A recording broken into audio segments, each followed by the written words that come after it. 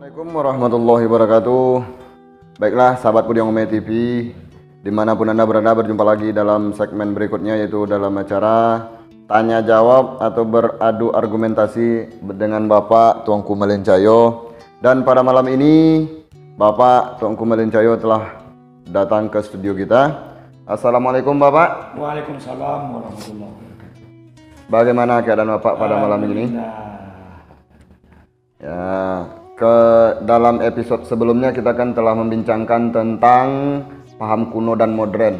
Iya. Ya, untuk episode berikut ini kita akan membincangkan tentang safar atau safarah, dalam arti kata perjalanan. Bagaimana orang-orang sekarang kan banyak yang berbondong-bondong pergi melakukan perjalanan menuju ke makam-makam wali Allah, perjalanan menuju ke sana, dan orang lain banyak menganggap itu adalah untuk syirik lah, atau sebagian besar bisa mengatakan orang tuh menyembah ke kuburan atau ke pemakaman. Dan pada malam ini kita akan menjelaskan secara detail dan terperinci bagaimana tanggapan Bapak Tuanku Malencayo tentang safar tadi. Oke Bapak, udah siap? Jumpa lagi Ustadz Inar. Iya, jumpa pada malam ini. Karena udah sekian lama juga kita bertemu Ya, dan kita membincangkan tentang masalah antara modern dan kuno. Ya. Sekarang lagi ada pertanyaan dari generasi muda sekarang. Ya. Tentang basapan. Basapan namanya. Artinya di sini inilah seperti Ustadz tadi mengatakan safar itu dikatakan perjalanan. Ya. Dan ini adalah sebuah kekeliruan. Dalam artian kekeliruan? Begini ya, safar itu kan ada namanya sebuah nama bulan dalam Arab. Oke. Namanya bulan Safar. Muharram, Safar. Nah, paham. jadi kenapa di sini ini dikatakan bersafar? Dan ini hanya khusus untuk mengunjungi, menziarahi makamnya Syekh Burhanuddin di Ulakan Pariaman. Oke. Karena beliau inilah pengembang agama secara syariah, secara teratur yang pertama di Minangkabau ini.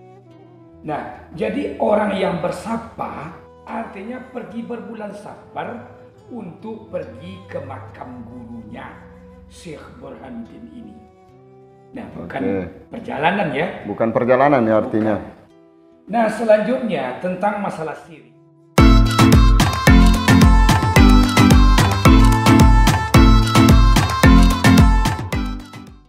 Ya, syirik. Nah, orang ini melakukan syirik atau tidak itu tergantung kepada orang tadi itu, i'tikad orang tadi itu. Seandainya seseorang berobat kepada dokter, ya contohnya kan, ya beli obat kan, iya beli obat, terus kemudian obat ini ditelan, kemudian dia sehat, lantas dia bicara, waduh hebat betul ini dokter. Nah, ini udah syirik. Kalau kayak gitu udah syirik itu? Udah syirik. Kenapa demikian? Karena ada dua kekuatan. Pertama kekuatan Allah, yang kedua kekuatan dokter. Pergi ke dukun juga gitu. Mau makan nasi kita, nasi yang mengenyangi perut kita, dengan nasi kita hidup, udah syirik. Dengan air kita bisa hidup, udah syirik. Jadi rata-rata kita tuh udah bergelimangan dalam perbuatan syirik itu. Kalau seandainya pemahamannya seperti itu. Jadi bagaimana supaya kita tidak tergolong kepada perbuatan syirik tersebut? Bagaimana cara kita lagi? Nah, caranya satu, lakukan ini secara syariah. Kemudian tentang kekuatan nasi, zat yang ada di situ, kemudian kekuatan air yang begitu juga zat untuk menghidupkan tubuh kita, itu adalah syariah.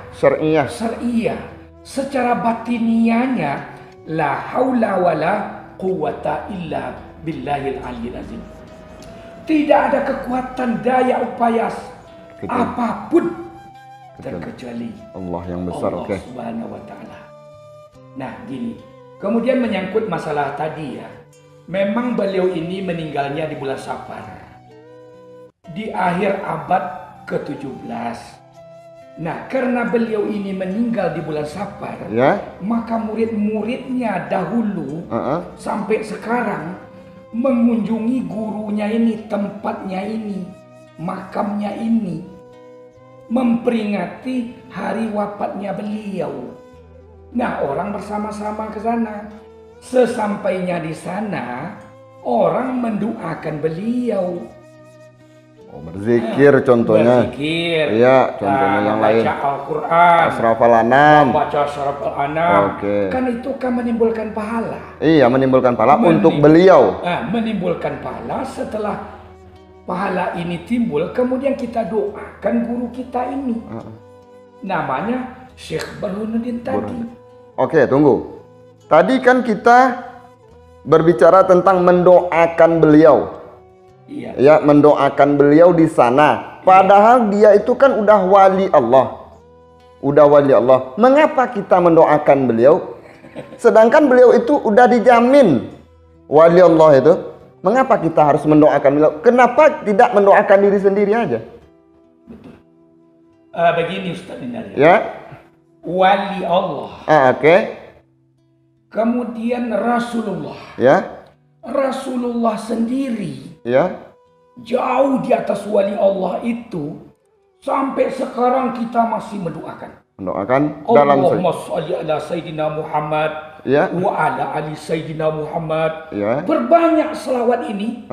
Nah, dengan memperbanyak selawat ini, maka kita menjadi umatnya. Diakui gitu. Nah, diakuinya sebagai umatnya. Apalagi para wali ini. Nah, mendoakan ini didoakan wali, para ulama, para guru. Al-ulama'u warisatul anbiya. Oke. Nah, ulama-ulama ini termasuk beliau adalah pewaris Nabi. Ya. Seandainya Nabi kita doakan, maka tidak juga salah mendoakan guru-guru kita karena beliau itu pewarisnya Nabi. Oke. Paham gitu. Paham. Jadi ulama itu adalah pewaris para nabi. Seolah-olah kita kalau mendoakan seorang ulama, seolah-olah kita mendoakan nabi gitu. Bukan. Yang mendoakan nabi ya untuk nabi. Ya, selawat contohnya kan. Ya, kalau ulama ini? Kalau mendoakan ulama ini ya doakan supaya dia seumpama kita mendapatkan berkahnya. Oke. Nah, ya. Kita mendapatkan berkah dari guru-guru kita tadi itu.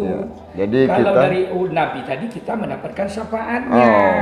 Jadi syafaat itu dari Nabi. Nabi. Keberkahan dari guru. Dari para guru. Jadi itu perbedaannya antara yang kita dapat atau kita ambil atau yang kita terima dari Nabi kan dapat syafaat. Kalau dari guru tuh dapat keberkahan. Oh, gitu ya, paham. Perlu kita baris bawahi ini memang di sini ini banyak juga oknum-oknum ya. Kadang-kadang tidak sesuai juga dengan ajaran-ajaran agama kita. Seperti mengambil pasirnya kuburan itu, makam itu, kemudian ngambil airnya itu, kemudian gunanya untuk ini dan itu katanya, dan ini memang sudah di luar konteks. Oke, nah tadi kan membahas tentang pengambilan sesuatu barang di sekitar pemakaman itu. Bagaimana hukumnya mengambil contoh pasir tadi kan, air, bagaimana hukumnya itu? Nah, dan barang ini sering ditambah. Iya, ditambah terus. Ditambah. Nah, kemudian jatuh ini, ingat ya, jatuh kepada syirik tadi. Iya. Dan harus hati-hati. Untuk apa pasir? Pasir ini untuk apa kita ambil? Ya. Dan untuk apa air ini kita ambil? Apakah untuk akan menghidupkan kita? Atau pasir ini akan memasukkan kita ke dalam surga? Atau melewat pasir ini kita mendapatkan berkah guru? Dan ini sesuatu yang juga tidak di luar konteks dari agama kita. Jadi disitulah orang banyak yang berbuat syirik di situ. Nah, disinilah yang menimbulkan syirik, tergantung kepada orang pergi tadi. Iya. Seandainya dia mengatakan dia pergi, kemudian dia mengambil itu dan ini, kemudian dia menyembah yang dalam kubur ini. Iya. Dan ini adalah sesuatu keliruan yang besar. Bagaimana cara kita untuk supaya tidak tergolong kepada perbuatan syirik tersebut? Bagaimana kita lagi? Nah, gini ya. siapa yang hampir, siapa yang menziarahi seseorang, Ya. siapa yang menziarahi kubur maksud kami, ya, sama dengan menziarahi dia sewaktu hidup, mengunjungi dia sewaktu hidup. Nah, sekarang tiba waktunya di bulan Safar, tidak lebih daripada itu. Nah, permasalahan ini apakah boleh? Ya boleh, sama kita dengan berkunjung ke Masjid Nabawi, ke makamnya Rasulullah.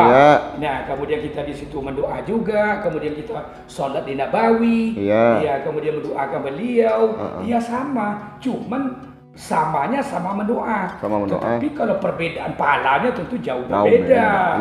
Nah, jangan ada yang beranggapan kita kalau kita sudah pergi bersapa atau pergi bersafar 7 kali sudah sama dengan naik haji, dan itu adalah sebuah kekeliruan. Jadi itu bukan maksud pergi bersafar 7 kali udah sama dengan haji. Itu enggak benar itu. Enggak benar itu. Yang haji ini adalah rukun Islam yang kelima. Yang kelima. Sementara kesapa ini, pergi bersapa ini tidak masuk. Ya mana ada. Rukun Islam kan cuma 5. Rukun Islam segala macam. Nggak ada itu kan. Ada. Oke. Tadi kan menyebut tentang pergi bersapa. Landasan atau dalil hadis dari mana itu? Apa landasan, apa dalil, apa hadisnya untuk menganjurkan kita untuk pergi bersafar? Untuk pergi bersafar ini. Iya, apa dalil hadisnya? Iya, dalilnya kita secara nakliyah, secara tertulis, tidak akan pernah ada. Kenapa demikian? Karena Al-Quran itu jauh sebelum Syabaluddin ini ada. Oke, ya memang. Nah, kemudian masalah hadis, jauh sebelum Syabaluddin ini ada. Tetapi di sini ini adalah menyangkut masalah ziarah kubur. Apakah ziarah kubur ini boleh? Ya boleh, bahkan dianjurkan.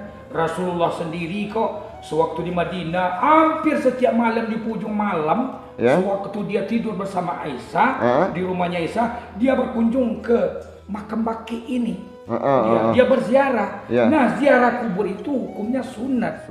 Oke, untuk pada segmen ini kita cukupkan sampai demikian, dan terima kasih atas kedatangan dan kehadirannya, dan yang lebih penting atas ilmu yang telah diberikan kepada kami dan para sahabat Pudiang Ume TV dimanapun Anda berada. Dan terima kasih kepada Bapak Malin Cahyo. Untuk kita segmen selanjutnya kita akan mengupas secara detail dan terperinci bagaimana sejarah hidup beliau sampai dia dikatakan sebagai ulama besar di Islam ini, terutama di Pariaman, dan beliau yang mengembangkan Islam di Pariaman atau di Sumatera ini.